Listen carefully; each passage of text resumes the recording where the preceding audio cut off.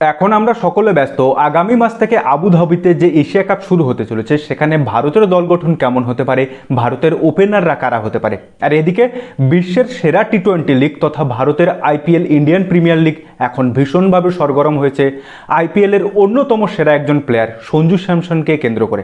কারণ সঞ্জু স্যামসন রাজস্থান রয়্যালসকে জানিয়েছে যে তিনি আর রাজস্থান রয়্যালসে থাকতে চান না, তাকে হয় রিলিজ দেওয়া হোক নতুবা অন্য দলের সঙ্গে যেন ট্রেড করে দেওয়া হোক। এখন সঞ্জু স্যামসন ও রাজস্থান রয়্যালস যে এক কথায় ছিল একে অপরের পরিপূরক, এখন যদি সঞ্জু স্যামসনকে রিলিজ করে দেওয়া হয় কিংবা ট্রেড করে দেওয়া হয় তবে তার পরবর্তী গন্তব্য কোথায় হতে পারে। ক্রিকবাজের রিপোর্ট অনুসারে এই মুহূর্তে সঞ্জু স্যামসনের জন্য দুটো আইপিএল ফ্র্যাঞ্চাইজি আগ্রহী, যার মধ্যে একটা হচ্ছে সিএসকে, অন্যটা হচ্ছে কেকেআর। সিএসকে তো অলরেডি জানিয়ে দিয়েছে যে তারা সঞ্জু স্যামসনকে ভীষণভাবে পেতে আগ্রহী, কারণ মহেন্দ্র সিং ধোনির পরবর্তীতে একজন ভারতীয় উইকেট কিপার ব্যাটসম্যান এবং একই সঙ্গে যিনি ক্যাপ্টেন্সি করতে পারেন এরকম একজন ক্রিকেটারকে দলে নেওয়ার ব্যাপারে সিএসকে ভীষণ আগ্রহী। একসময় সিএসকে বলা হতো যে বুড়োদের দল, ওল্ড ক্যাপিটাল হচ্ছে চেন্নাই সুপার কিংস। এই আইপিএলে সবচেয়ে ট্রফি জেতার রেকর্ড যদি থাকে তবে সেই মুম্বাই ইন্ডিয়ান্স এবং চেন্নাই সুপার কিংসের। সেই বুড়োদের দল কিংবা সেই old capital Chennai Super Kings কিন্তু এখন নতুনভাবে ইয়ংদের দিয়ে দল সাজাতে শুরু করেছে। তো এখন সমস্যাটা বেঁধেছে কোথায়?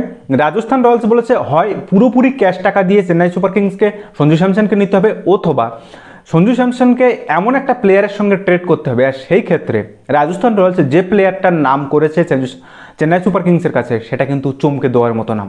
সঞ্জু স্যামসনকে তারা চেন্নাই সুপার কিংসে পাঠাবে, তার পরিবর্তে তারা চেন্নাই সুপার কিংস থেকে শিবম দুবেকে নেবে, যেটা চেন্নাই কোনোভাবেই চায় না। ফলে এই মুহূর্তে চেন্নাইয়ের হাতে অত টাকা নেই যে সঞ্জু স্যামসনকে যে টাকাটা রাজস্থান রয়্যালস দাবি করছে সেই টাকাটা তারা দিতে পারবে না। ফলে এই মুহূর্তে এখানেই এগিয়ে আসে কলকাতা নাইট রাইডার্স, কারণ কলকাতা নাইট রাইডার্সের হাতে এখনও অনেকটা টাকা রয়েছে এবং যতদূর জানা যাচ্ছে যে কলকাতা নাইট রাইডার্স সম্ভবত ভেঙ্কটেশ আয়ারকে রিলিজ করে দিয়ে এবং তাদের এক্সট্রা যে টাকাটা আছে প্লাস ভেঙ্কটেশ আয়ারের সেই টাকা দিয়ে তারা সঞ্জু স্যামসনকে দলে নিতে আগ্রহী। কারণ তারা দলে এমন একজন উইকেট কিপার ব্যাটারকে চায় যে একই সঙ্গে ক্যাপ্টেন্সি করতে পারবে এবং ওপেন করে দুর্দান্ত ইনিংস সাজাতে পারবে বা বিল্ড করতে পারবে, যেটা গত বছরে ফিল্ড শর্ট করেছিল। যেহেতু ফিল্ড শর্টকে ছেড়ে দিয়েছে কলকাতা নাইট রাইডার্স এবং সে আরসিবিতে বা রয়্যাল চ্যালেঞ্জার্স ব্যাঙ্গালুরু থেকে দুরন্ত পারফরমেন্স করে তাদের 18 বছরের অধরা ট্রফি খরা কাটাতে ভীষণভাবে হেল্প করেছে। তো এর মধ্যে সঞ্জু স্যামসনের যদি আইপিএল পারফরমেন্স দেখি 177টা আইপিএল ম্যাচ খেলেছে, যার মধ্যে প্রায় 4700 রান, 3টে সেঞ্চুরি,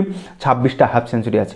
অন্যদিকে টি-20 ক্রিকেটে সঞ্জু স্যামসন দীর্ঘদিন ধরে কিন্তু ভালো পারফরমেন্স করে আসছে, যার মধ্যে 3টে সেঞ্চুরি আছে, কিন্তু তার আগে পিছে অনেক শূন্য আছে।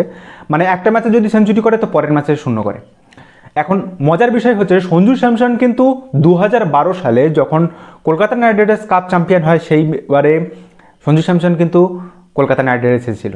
তারপর 2016-17 মরশুমে তিনি ছিলেন দিল্লি ডেয়ারডেভিলসে বা দিল্লি ক্যাপিটালসে এবং তারপর থেকে তিনি রাজস্থান রয়্যালসে, এবং রাজস্থান রয়্যালসের প্রথম দিকে ছিলেন 13 থেকে 15 অবধি। আর দ্বিতীয় খবরটা হচ্ছে চেন্নাই সুপার কিংসের দীর্ঘদিনের সঙ্গী 2008 থেকে 2016 পর্যন্ত যে চেন্নাই সুপার কিংসে খেলেছিল সেই ভারতের লেজেন্ড স্পিনার রবিচন্দ্রন অশ্বিন এবার চেন্নাই সুপার কিংস থেকে রিলিজ চেয়েছে।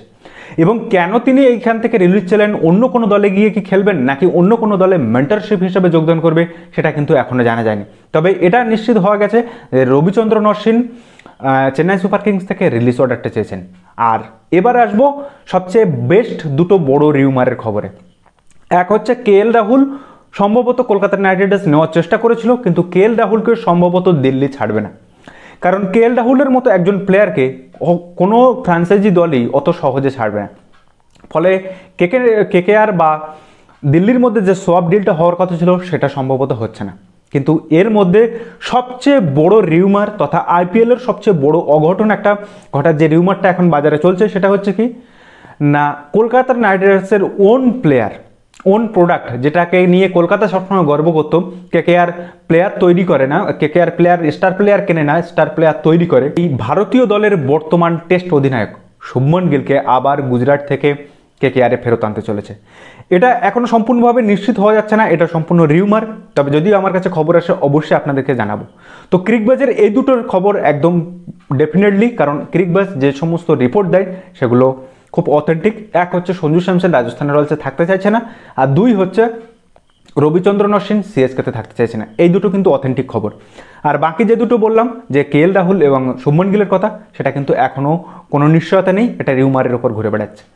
তো যাই হোক, আজকের ভিডিওটা যদি ভালো লাগে তাহলে অবশ্যই আপনার বন্ধুবান্ধব ও চেনা জানা মানুষের মধ্যে শেয়ার করে তাদেরকেও জানার সুযোগ করে দেবেন।